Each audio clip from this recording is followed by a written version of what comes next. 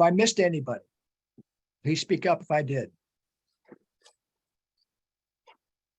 All righty.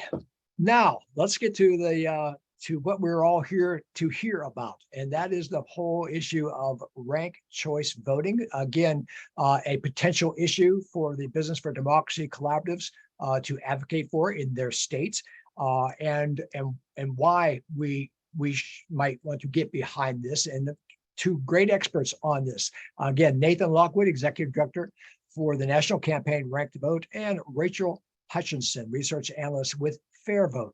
And I'm going to turn the whole thing over to Nathan. Go ahead, Nathan.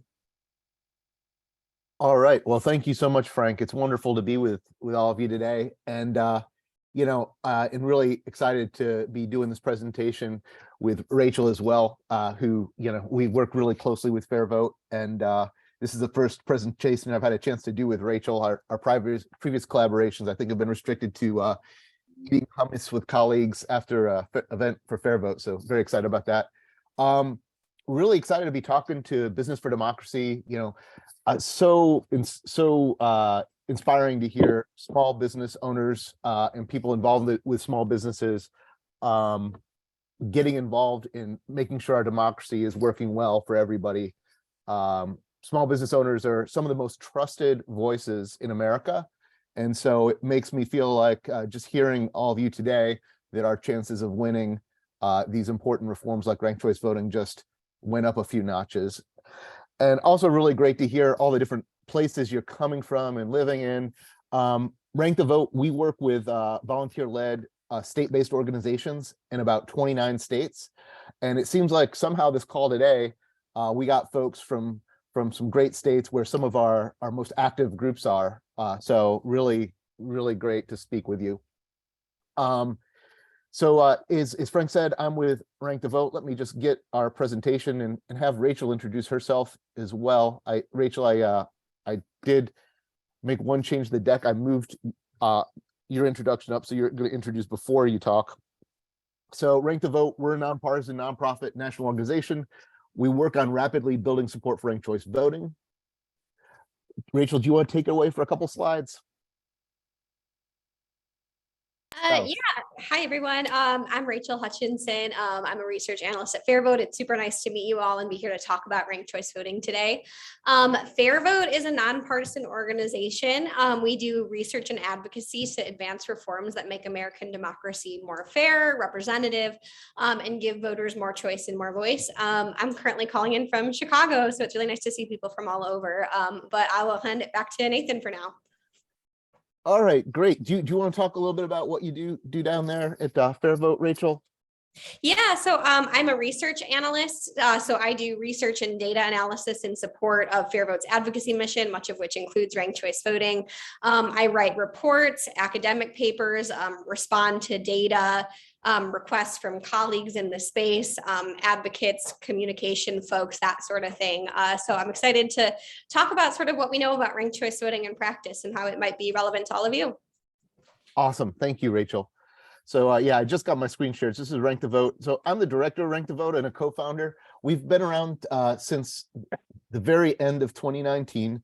I got involved in ranked choice voting through a volunteer-led state organization in Massachusetts, where I live. It was called Voter Choice Massachusetts. And we grew the largest state-based movement for ranked choice voting at the time between 2016 and 2019. So now we have a staff of 19, and we're still growing.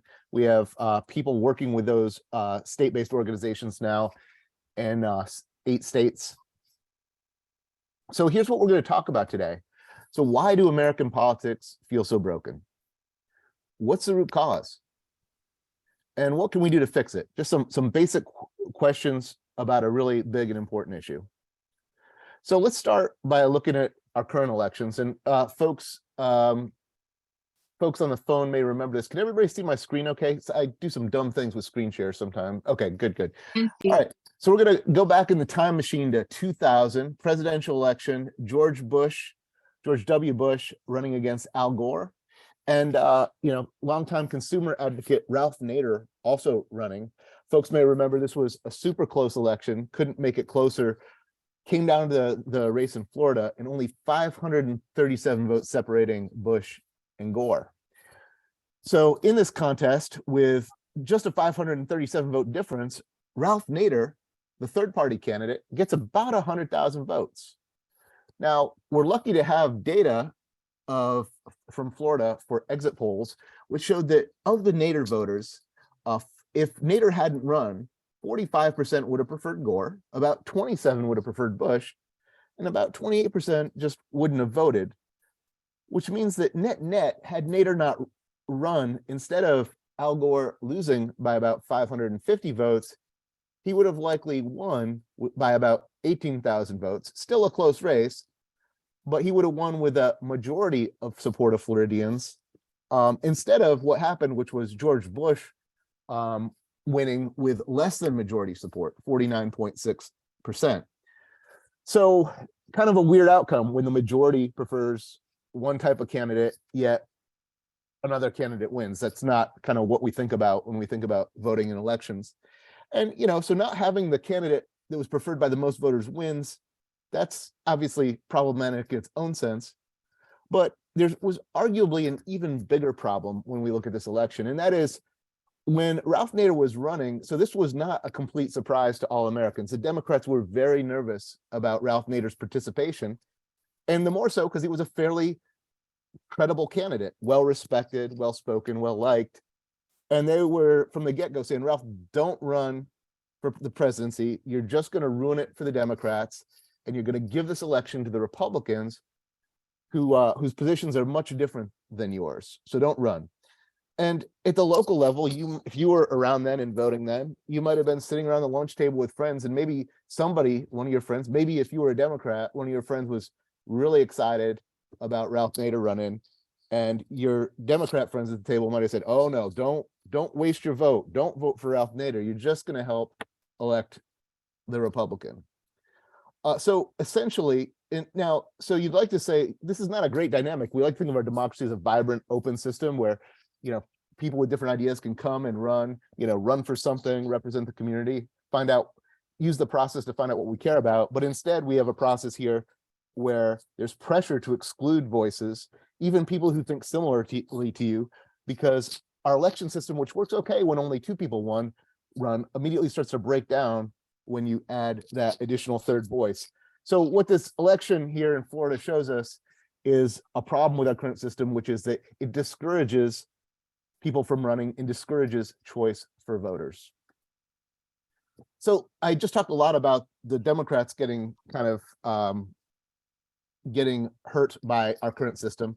It's kind of an equal opportunity punisher. We'll just quickly look back at 1992 when George H.W. Bush was running against Bill Clinton, and historically strong independent Ross Perot was in the mix as well.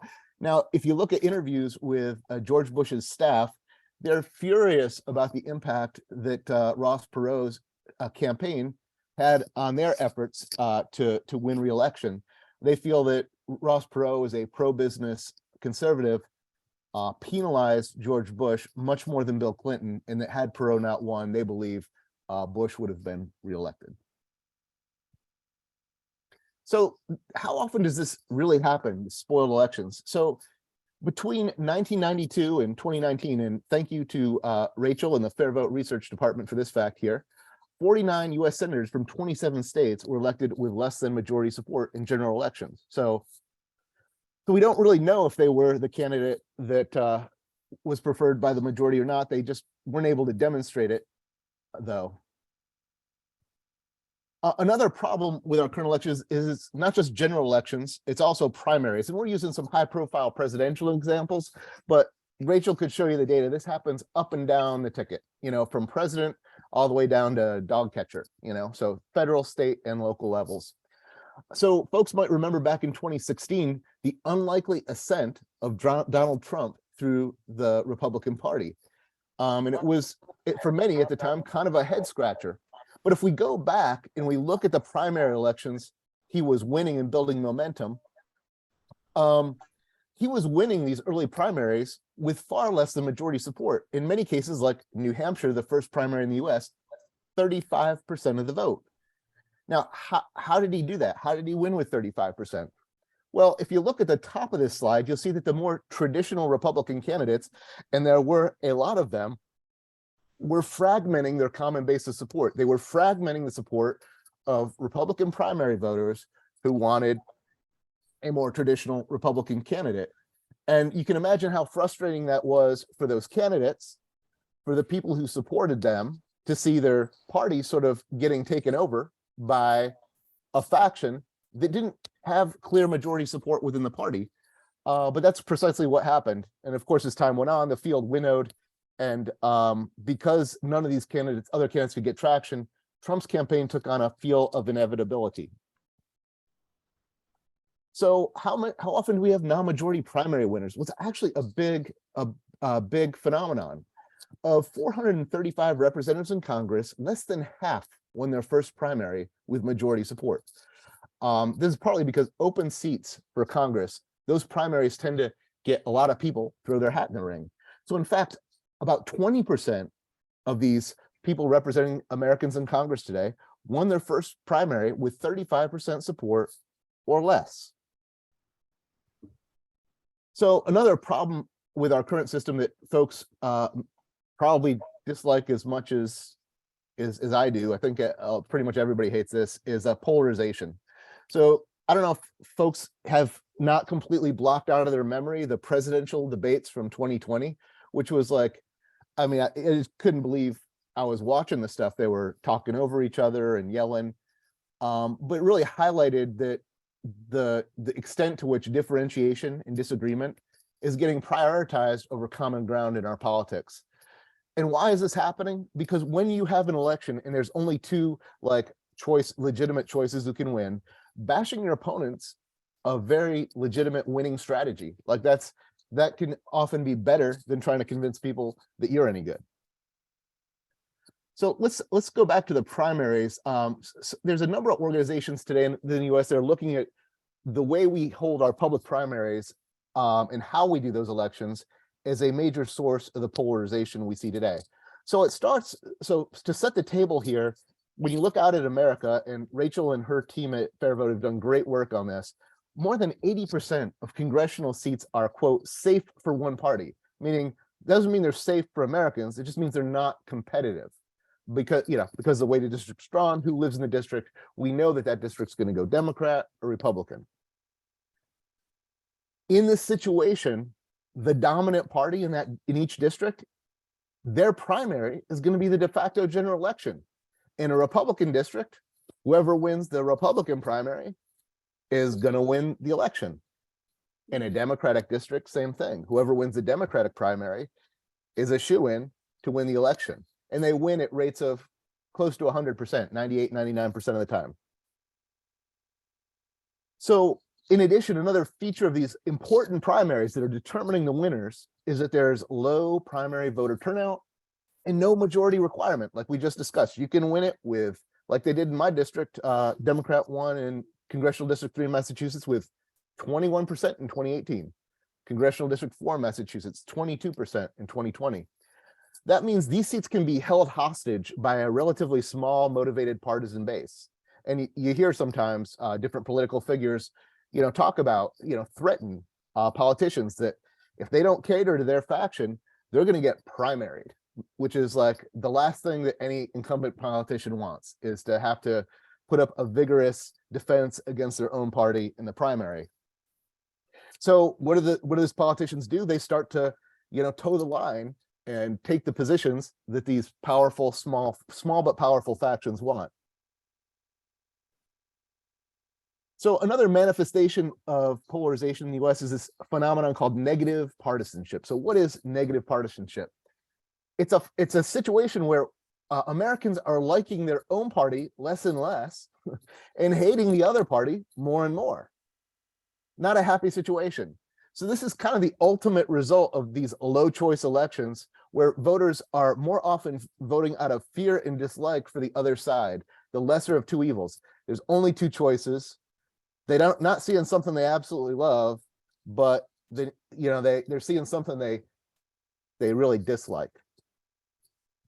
And the toxic campaigning and polarizing primary incentives are just throwing fuel onto this fire of negative partisanship.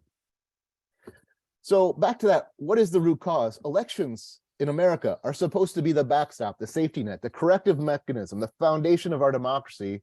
But the way we do our elections now is actually making things worse. Our pick one voting system's failing. It's restricting freedom to run without being a spoiler for candidates. It's restricting freedom of choice in the voting booth. These elections are vulnerable to spoiler outcomes when more than two run. It's undermining the wishes of the majority of people by helping divisive candidates succeed in crowded primary fields. And it's distracting from healthy issue-based campaigns that educate the American public and help us determine what constructive directions we need to go in. And so this is feeding division through a dangerous cycle of polarization and toxic partisan attacks, which is turning us all off from politics. So what is the solution? Well, Nathan Lockwood, the director of Rank the Vote, is going to make a shocking statement that the solution is ranked choice voting, one simple change. So what is ranked choice voting? And I apologize for that House member here in the background. Instead of picking just one candidate, with ranked choice voting, you can rank multiple candidates in the order you prefer them. So here's a ballot that looks like the ones we use right now. So there's 4 candidates running. You have to figure out which one you want to vote for and pick them. Ranked choice voting is a simple extension of this ballot. We just add a few extra columns, and now instead of only being able to express how you feel about one of the candidates, you can rank all the candidates in the order that you like them. So how do you use a ranked choice ballot? Well, let's look at this dessert ballot here. Hopefully everybody on this call has some kind of opinion about these desserts. Vanilla bean cake, brownies, cookies, fruit, or cheese. Just take a moment in your own mind to rank these desserts in the order that you would have them if you had that opportunity at this moment. All right, so you know, let's say brownies, your first choice, you fill in the number 1 bubble. But if you can't have brownies, you know, vanilla bean cake sounds pretty good. Second choice. All right, you don't have those kind of fancier things. All right, good old cookies will be good. Healthy stuff like fruit and cheese, I'll make that 4 and 5. So that's my vote. I'm imagining that everybody found that pretty easy to do. Like we've been doing that since we were like maybe 2. But how do you count these ballots? That's the tricky part. So super easy to vote. How do you count them? So in a couple minutes, you're all going to be experts in counting ranked choice ballots, thanks to this demonstration of the orange and purple people. So how does this work? The secret to counting ranked choice ballots is we only look at the first choices initially. All right, so we collect all the ballots from the election. They're sitting in front of us here, have a nice big pile of all of them, and now we're going to sort them into piles based on who people's first choices were. And in this hypothetical election, you see what the results were, with dark orange leading with 55%. Now our goal here is to figure out what candidate has the support of a majority. So in this case, 55%, that's a majority. So it was dark orange. Majority is more than 50%. So great, that was the same pretty much as the way we vote now, just counted the votes, got a winner. But what if there's no majority of first choices? What do we do now? This is where the ranked choice voting magic kicks in. So the way it works is we're going to say, well, if there's no majority, we want to find out who the majority supports. So we're going to eliminate the candidate with the least support. So in this case, it's like, sorry, light orange, you know, you're not going to make it this time. We're going to eliminate you. But light orange supporters, don't worry, your vote still counts. We're going to count your ballot towards your next choices. So eliminate light orange, count the supporters of light orange, their ballot for their next choice. Interestingly, there's this affinity between the light orange voters and the dark orange voters. And so 4 out of 5 of those light orange voters had dark orange as their second choice. So we look at round 2 here, and we're talking rounds. Frank is from South Carolina. Some of the states in the US have these runoff elections. This is like a runoff election, right? Like we're doing another round, but the difference is it's an instant runoff election. So you often hear ranked choice voting called instant runoff because you've already given, when you filled out that ballot, like that cookie ballot, you already told us exactly how you would vote in 5 different runoffs. So we're able to just do this instantaneously, this counting. So back to our piles, I had these ballots and these piles based on first choices. When I eliminated light orange, I took that pile of votes and I just put them on top of the pile of those voters' second choices. So now it's 44, 36, 20, still not a majority. What do folks think we're going to do? We're going to eliminate the least popular candidate that's left. That means bye-bye light purple.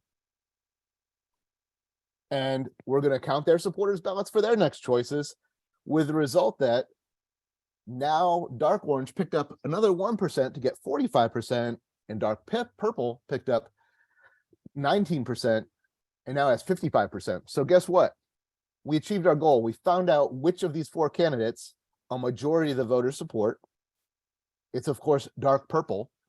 And look at what we did here. Look at what ranked choice voting helped us do. Without ranked choice voting, we're feeling around in the dark. We get those first choice results, and it's, oh, Enjoy. 40% like Enjoy. 40% like dark orange, but who does the majority like? We don't know. Bye-bye. With ranked choice voting, we're able to surface the buried opinion in the majority and find out that actually, by a double-digit margin, these voters preferred dark purple. And so we're able to ensure that the right person gets elected, even though 4 people were running. All right. So that's it. That's all there is to it. That's all there is to counting ranked choice ballots. And if you have questions later, we can talk about that more. So with ranked choice voting, this is Maine was the first U.S. state to adopt ranked choice voting for all state and federal elections. We no longer have this Ralph Nader spoiler problem. In Maine, their first congressional election with ranked choice voting, they had a Democrat, a Republican, and 2 independents, Tiffany Bond and I forget Richard Hoare, and they almost together got 10% of the votes. So in the first round, no majority, Polican just barely up on Golden by just 1%. What they did, what we just talked about, they eliminated the candidates with no chance of winning. Whoops, sorry about that. And as a result, they were able to determine that when the independent candidate supporters' second choices were looked at, it was Golden that actually had a majority of support. Virginia Republicans love this stuff. They were looking at this big field here with Glenn. This was in 2021. Glenn Youngkin was running for governor, Winsome Sears, a few others running. And, you know, the GOP in Virginia had a few rough years, right? They were getting beat. And they were looking at this field, and Amanda Chase, she was kind of a polarizing figure, self-described as Trump in heels, liked things like the insurrection at the Capitol. And Virginia Republicans were worried that she could become the face of the Virginia Republican Party.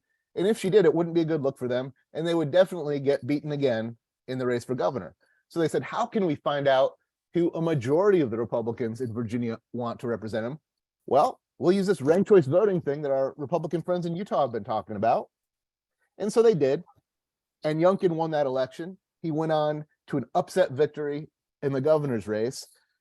And after that, the Virginia GOP said, ranked choice voting is our friend, and we're going to keep using it for congressional primaries.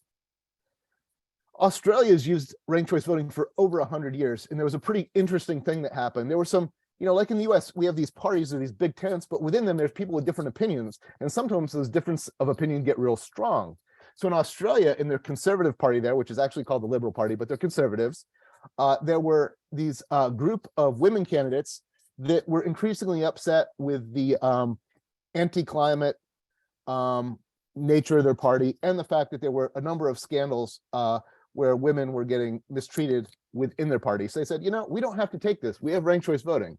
We're going to form a group. They were called the Teal Independents. Teal's like green and blue put together. So these pro-business conservative women, pro-climate women broke away, ran for election, and won. They won like, I don't know, 10 or 20 seats. It was a remarkable thing. And they could do that and build power for themselves on their own conservative path using ranked choice voting. All right, last thing, we talked about all the polarization. Ranked choice voting helps with that. The way it helps is, you know, this is Betsy Hodges, ran for mayor in Minneapolis. She observed that when she ran in this ranked choice voting mayor election, there was relatively little elbowing and attacking because every candidate wanted to be the second choice of their opponent's supporters. That's a big deal. So when you're in a race and there's lots of candidates running and you need to get a majority, it's not enough to just get your supporters first choice. You need to get your opponent's second or supporters second or third choice. So people have talked about how this even affects door knocking, right? Raise your hand if you've door knocked for a candidate before. In our current elections, if you go up to a door and there is your opponent's sign in the yard, you're just going to walk on by. There's no reason to stop the way we vote currently. In ranked choice voting elections, you're going to go up to that door, you're going to knock, and you're going to say, you know, hi, my name's Nathan. I'm campaigning here for Rachel. I see you got a sign for Frank. I'd like to talk to you about the 5 things that Rachel and Frank agree on and ask you to support Rachel as your second or third choice. Totally different dynamic. We're not trying to disagree. Rachel and Frank in their campaigns are no longer trying to disagree on everything imaginable. They're no longer trying to talk trash about each other. They're having a constructive discussion of the issues and making an affirmative case for each other and finding common ground. So voters consistently report less negativity in jurisdictions that use ranked choice voting. And there's been a number of studies here that I know Rachel and her team could give you a ton more information about if you're interested. Ranked choice voting also helps solve that primary problem. Now, one of the exciting things about ranked choice voting right now, you're hearing about it more and more. We got tons of momentum. You know, we won 8 referendum out of 10 in November. And so there's more and more ranked choice voting. Folks might have heard about the election in Alaska that just happened. So there's ranked choice voting is becoming so popular that there's different ways of doing it. It's not just like one cookie cutter way. Maine used ranked choice voting. They just took their elections exactly as they were, but they used ranked choice voting rather than traditional ballots and used ranked choice voting counting. Alaska said, you know what, we've got an issue where too many people can't vote in the primaries. So we're going to open up our primary system. And then we're going to advance the top 5 candidates. We're going to have all the candidates run in one primary. All the voters are going to vote in the same primary. And then we're going to have the voters in the general election rank the top 4 candidates. And you could also do that with 5. Like in Nevada, they just voted to do it for 5. So with either of these, we're no longer anointing winners by having small partisan factions anoint winners in the primaries. Now the much larger general electorate is usually like between 3 and 5 times larger than the primary electorate. Now they're getting the more choices over who's going to represent them. So we, the people, get to decide. So you get with whichever form of ranked choice voting you're using, you're getting a better primary process for nominating candidates that have broad support. And that was what we saw in Alaska with moderate Republican, Lisa Murkowski, defend her seat in a way she wouldn't have been able to in a primary process. She would have lost the GOP primary. We saw a really moderate Democrat hold her own and beat a couple Republicans in a field that had Sarah Palin, who was a very unpopular candidate, but popular enough to win the Republican primary with their base. And so folks kind of saw in Alaska ranked choice voting doing what advocates said it would do, which was penalize very polarizing candidates and help more moderate candidates. Now, Alaska had a very conservative governor who was also up for re-election, and he won his race because the Alaskans were satisfied with him. And as we discussed, the ranked choice voting provides incentives for civil campaigning. So with that, I want to thank you. I'm going to turn it over to Rachel, who's going to talk to you about some more important aspects of ranked choice voting. Thanks so much, Nathan. That was great. If I can ask you to go to the next slide, please. Awesome. So I'd love to give you a little overview about some of the key things we know about ranked choice voting in practice. It is tried and true. It's the fastest growing nonpartisan reform in the nation. And because of that, we have proof that it works as intended. People are really buying into the system, shown by the fact that they're using rankings. They find it simple, they're satisfied, and it's electing candidates that most voters can get on board with. Specifically, it's won 22 of the last 25 ballot measures. There's now 16 million people living in the 62 cities, counties, and states that have embraced ranked choice.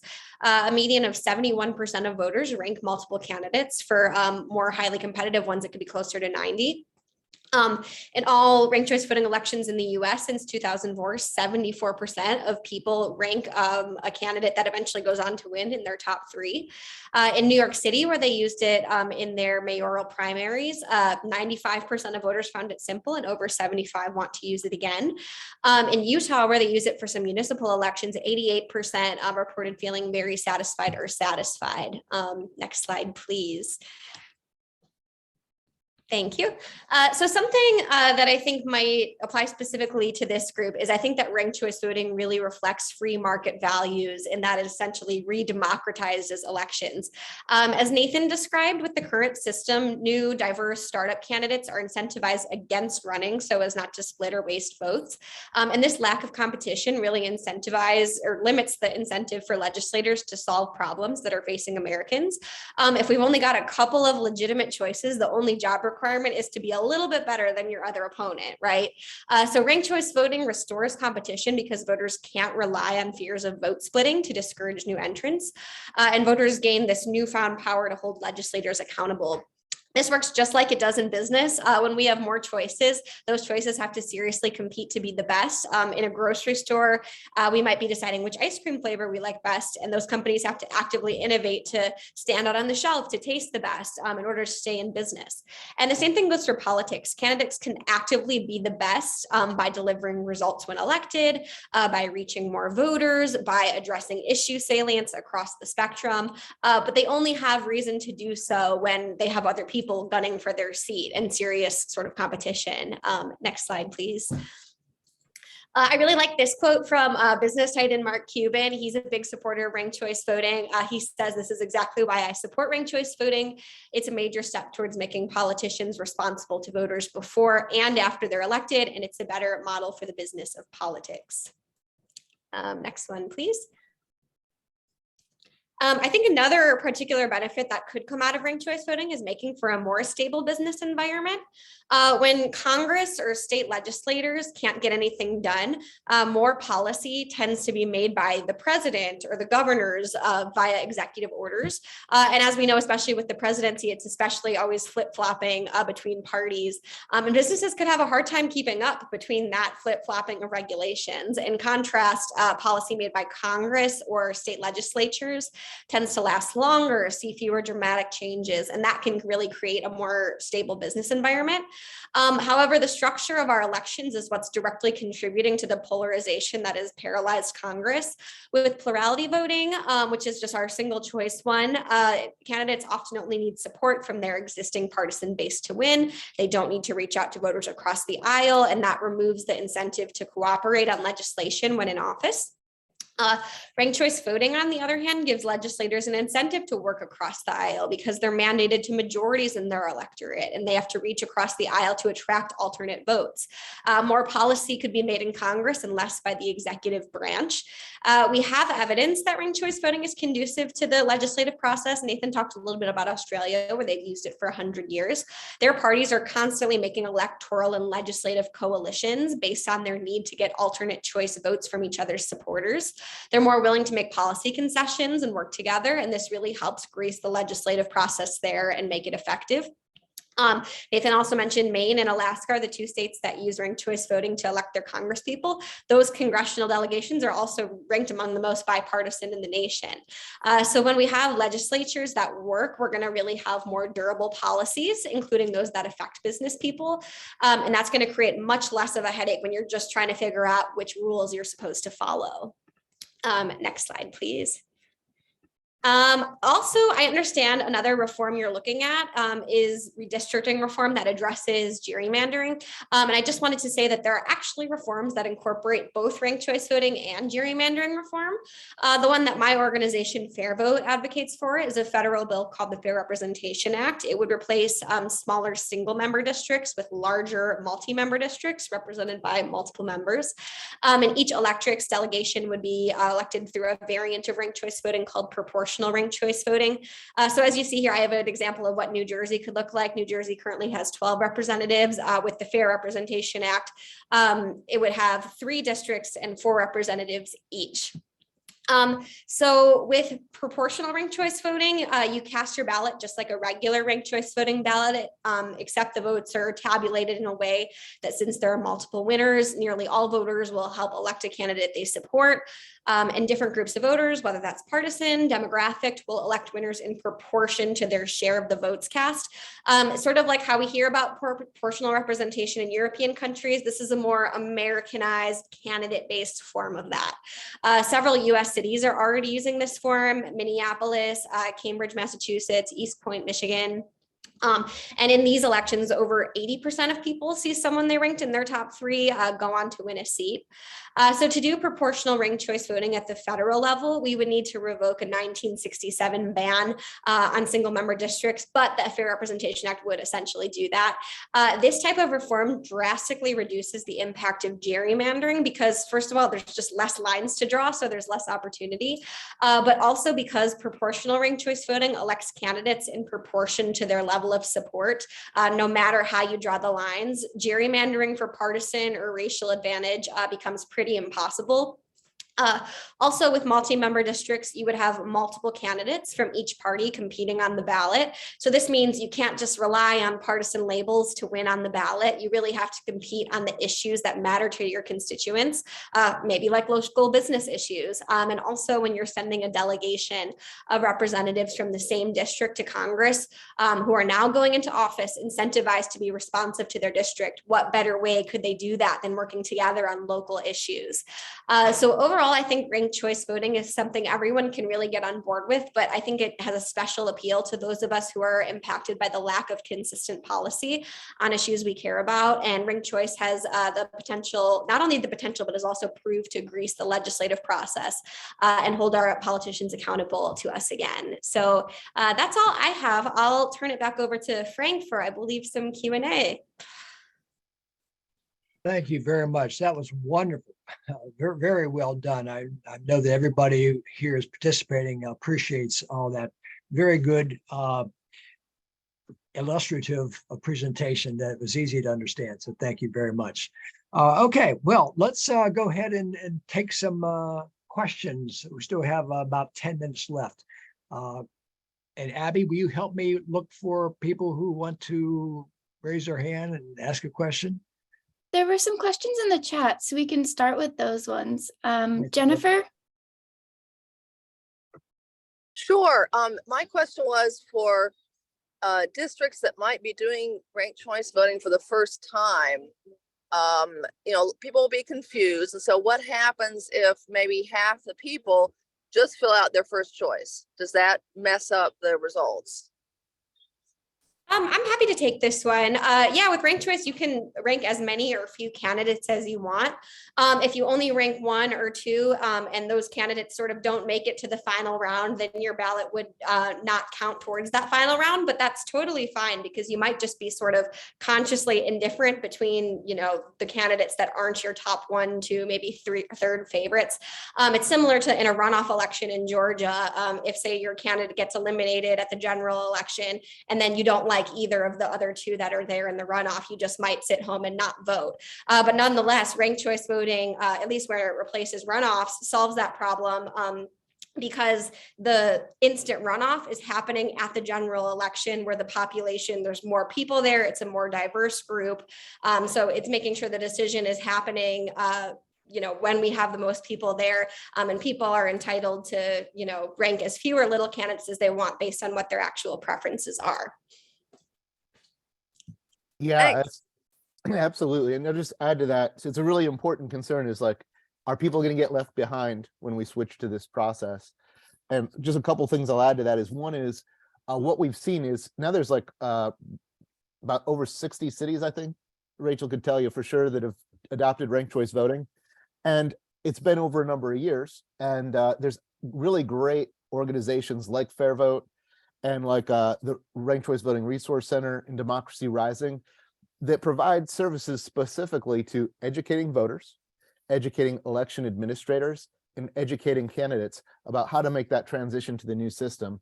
And I'd say a testament to the quality of work that both these organizations and the state and local governments that are adopting it is the exit polling surveys they're getting from voters after they participated in these elections show very high rates of understanding and satisfaction with the process. Thank you very much. Abby, who's our next question from? Janice. Yeah, very good presentation. So what is the process for states to get ranked choice voting either at their general election or primary elections? Yeah, so it depends on the state. Actually, so a lot of how you get ranked choice voting depends on where you live and what the laws are. Basically, it's going to be one of two directions. Either you're going to go through a legislative process where the legislators or the city councilors, whoever's in charge of the jurisdiction, is going to pass the change, like pass a law that says we're going to use ranked choice voting now. Or there's going to be, maybe you have a ballot, a citizens initiative process in your state where your citizens are allowed to create legislation and put it on the ballot, and then you have a referendum on it. And sometimes it's a combination of the two, where like the city councilors say, we think this is a good idea. We're going to put this before the voters because we're changing how they vote. We want them to weigh in. And so they'll say, we're moving to ranked choice voting on the ballot, and people vote on that. So it's a combination of one of those two ways. In North Carolina, I don't think you have the citizens initiative petition. So it would be working with your legislators to educate them and educate other voters, and kind of go on that journey to getting everybody on board with it and getting your legislature to pass it. Great. And this question was asked more than once, so I'll just read it. What are the objections or pushback to ranked choice voting currently? I guess I would say a common one is ranked choice voting is too complicated. But I think, that really underestimates voters. Voters know how to count to 3 or 5 or whatever choices they have. I'll use another ice cream analogy that I like to use is if, I go to the ice cream store, I might say chocolate's my favorite. Oh, if I can't have chocolate, I guess I'll have vanilla. If there's no vanilla, I'll have strawberry. And, the polls show that people consistently understand it. And enjoy it and want to use it again. Sometimes there might be pushback from legislators because, I like the system that I was elected under. It helped me win and I know how to use it. So that might happen at first, but I think that the more legislators use it, the more that they understand that ranked choice voting actually gives them really good ballot data. They have very specific data about the preferences of the electorate. They can look at exactly, what sort of candidates and ideologies people prefer in what order, and then use that information to act on those preferences when in Congress and on the campaign field. So I think it's just an issue of, voters like it right away. Candidates get used to it very quickly if they don't. An example I like to use, Nathan brought up Bruce Poliquin from Maine's 2nd District. When he first lost under ranked choice voting, he was very upset about it. But now he just ran again in the last general election in November, and he went on the record saying, ranked choice voting, now we know what it is, we know it's easy. So it's something that, either people come to like right away, or if they didn't, they come around to it really quickly. Thank you. And I think we had one more question in the chat from Renee.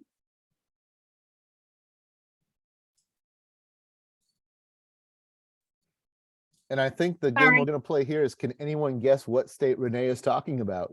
Go ahead, Renee. Yeah, so it's wonderful to say, here's a great system. It makes a lot of sense. It's practical. It works well for everyone. And the people who are already in power say, that wouldn't work to our advantage. So no, we don't want to do it that way. And they're the ones who get to set the rules, and they can do whatever they want. And so how do you make change in a situation like that? Yeah, that's a really good question, Renee. And I think it's a question that's been in front of reformers on a number of issues over, the centuries that America's been around. And, one of the paths that have been taken, so with Rank the Vote, like there's a number of organizations working on ranked choice voting, and we're really excited that Business for Democracy might be one of those. They're kind of doing multiple different things to try to win this. One component of it is winning in states so that we can eventually get federal legislation. So maybe you're in a legislative state and you're like, my state's never going to do this. Well, we're kind of America's kind of on this journey, and people like you, if you like ranked choice voting, you can work with people in your community to educate them. So as more and more people become for this thing, and we start to win it in more and more states, people kind of come around on the issue, kind of like they came around with marriage equality. Just a couple decades ago, we lived next to a gay couple said, we're never going to see marriage equality in our lifetime. And that was, I think, like a couple years before it started to roll across the country. Yeah, the civil rights movement changed things that, people that it was a very difficult struggle, but, state by state, they made changes and made some serious differences for the good. people advocating for legalization of marijuana, same process. So at Rank the Vote, we start with getting more people aware, educated, and excited about ranked choice voting so they can win it in their city or town or their state. But there's other groups working to help, looking at the states where it's really winnable now and winning it there. And then Rachel and her friends at FairVote have been educating, not just the, everyday folks like ourselves, but they're even educating congressional officials and their staffs and whatnot. So it's definitely a journey for all of America, and we can help accelerate that by educating each other. And Nathan, we got two questions we need to address. I don't want to hold everybody up. We got a couple of minutes left. The first one is about the Supreme Court, mandates to redraw a map, and then a state like North Carolina just ignores it. Does that play into this? Yeah, I mean, certainly that's a problem, right? I mean, that's a real highlights a real problem with our democracy. I guess so. It's really disheartening to see that. That said, for every one of these setbacks, there's a victory as well. Who would have thought that Alaska would pass ranked choice voting, or that Nevada would turn around and pass ranked choice voting, and see how much people like using it.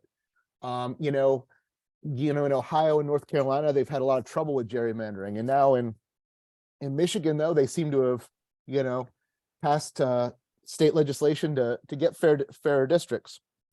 So we just got to kind of, what we've seen in America is if people push hard enough, we can overcome some of those obstacles. And someone mentioned about legislators, not wanting to change this. What's encouraging to me, and especially my 4 years of volunteering in Massachusetts, was legislators are not 100% against this. There's good things in this for the two major parties, for the elected officials. They've got that initial inertia to anything that changes how they get elected. But when they see the benefits, and more importantly, when they see how much their constituents are excited about this, they can get on board. And that's how in Massachusetts, we went from like nobody supporting ranked choice voting to 9 out of 11 of our congressional representatives, both senators, 6 out of 9, supporting it after a campaign of a couple of years. Nathan, that was from Renee up in Ohio. But with the last question we have here from Jennifer and Michelle is that they have everything on the ballot at one time, all these different elections that are being done on one ballot. Doesn't this take forever if you have to rank all the people running? I'll say, yeah. So one good thing about ranked choice voting is you can rank as many or as few candidates as if you want. You don't have to go through and learn about all of them if it's a really long ballot. Some places navigate this by having a ranking limit. So say you can only rank 3, 4, or 5 candidates to help keep the ballot a little bit longer and cleaner, shorter and cleaner and easier to navigate. So there's definitely solutions to that, but I like that, it gives people the option to express more specific preferences if they want to. But, at the worst, they just rank one candidate and it's no, worse than our current electoral system. So yeah, that's all. Thank you, Rachel. And we're at time, but the question that Michelle also asked is what can we do to help? And I think that's what we're doing here with our Business for Democracy, folks. We have to decide where we're going in 2023, 2024. And that's why I wanted you all to have this presentation so that we can make a collective decision on how we want to move forward. So I hope everybody appreciated Nathan and Rachel's presentation. I think it was wonderful. Easy to understand, certainly clearly about, as Rachel said, the redemocratization of elections. And it really makes for a better democracy instead of only having a handful of people over here, a handful of people over there, make decisions of who we all can vote for. That doesn't seem very democratic. And it gives us another avenue of continuing to raise the issue of protecting democracy by proposing some ways of at the state level to actually support a strong democracy. So thank you all very much. Please email me or Abby if you have questions, you want to have a discussion about this. We will going to look at doing another webinar in the first Wednesday in February to continue this discussion, but I'll probably be polling you to ask you what you think about, is this something the way to move forward with our Business for Democracy campaign. And we're going to share the video of this with everybody also, so you can help distribute it. So thank you. Appreciate it. And we'll be talking with you later. Thank you for your great participation, and thanks to our wonderful experts. Thank you. Bye for now.